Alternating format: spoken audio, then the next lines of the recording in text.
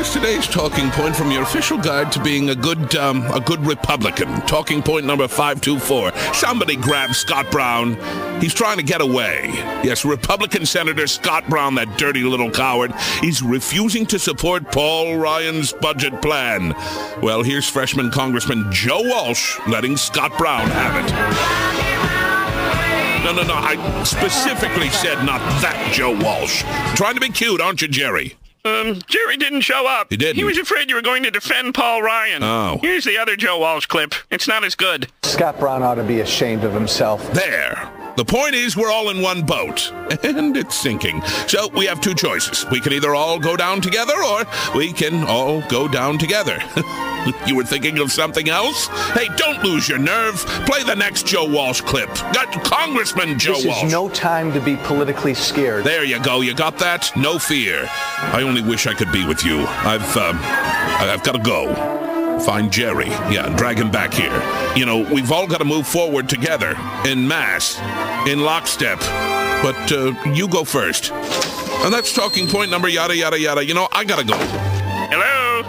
Anybody there? Yeah, I'll go and lock up then.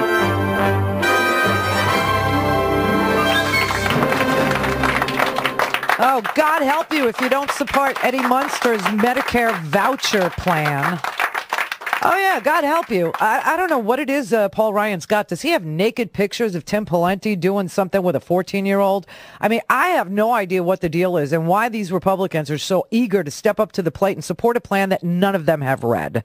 Because if they had read this plan of Paul Ryan's, they would understand it has no hope of ever solving the budget deficit for 40 years, and it does away with Medicare as we know it for people under the age of 55.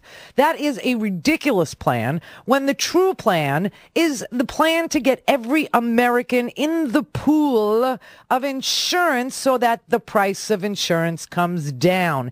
You wouldn't even need Medicare if everybody was insured and that insurance stayed with them for the rest of their lives. You know, of course, that would be if it were a single payer plan or if it had a public option in it, which is exactly what Vermont is going to put in their plan.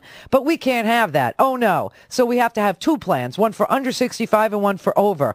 And the over 65s have Medicare. And the under 65s, if you're 26 or younger, you got your parents. And if you're somewhere in the middle, you're screwed under these Republicans. But God help you if you don't support being screwed. God help you if you don't support screwing every single person in these United States who's between the ages of 26 and 65. And if you are 65, remember the Ryan plan puts the donut hole back into your Medicare.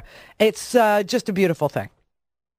So here you've got the Senate Democrats saying, all right, let's vote in the Senate. You know, nobody's voted in the Senate on the Ryan plan. Only the House has voted on the Ryan plan. And, you know, every single Republican except for 4 of them voted for Paul Ryan's plan that they had not read because it was 11 days from the day that Paul Ryan said he had a plan to the day they took the vote. No changes, no nothing. It's perfect. It's perfect. That was perfection. That Paul Ryan, he's a freaking genius. Well, now the Senate has set up a vote and said, you know what, let's get the Senate Republicans on record. Now, Mitch McConnell in the Senate's got two choices. Either everybody votes no on the Ryan plan so that they can run to live another day. 10 of them have to defend their seats. 23 Democrats have to defend theirs in 2012. But let them all vote no. No, we don't like the Ryan plan, and give them all a pass saying, okay, back to the drawing board, or let them vote their chicken crap consciences and see who comes up and says, you know, I can't vote for this because, frankly, it's not right to take the most vulnerable, sickest Americans and throw them out into the street with a voucher that won't even cover half of what their premiums are going to cost for a year, let alone their prescription drugs.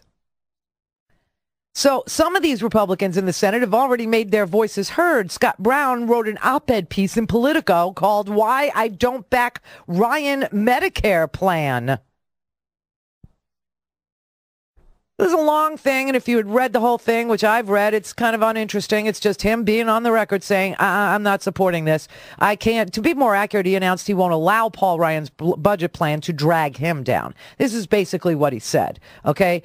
Now, because Scott Brown refuses to back the Ryan plan, the Republican Party is treating him like somebody in Jonestown who refused to have their shot of Kool-Aid, because if they're going down, then he's got to go down with them.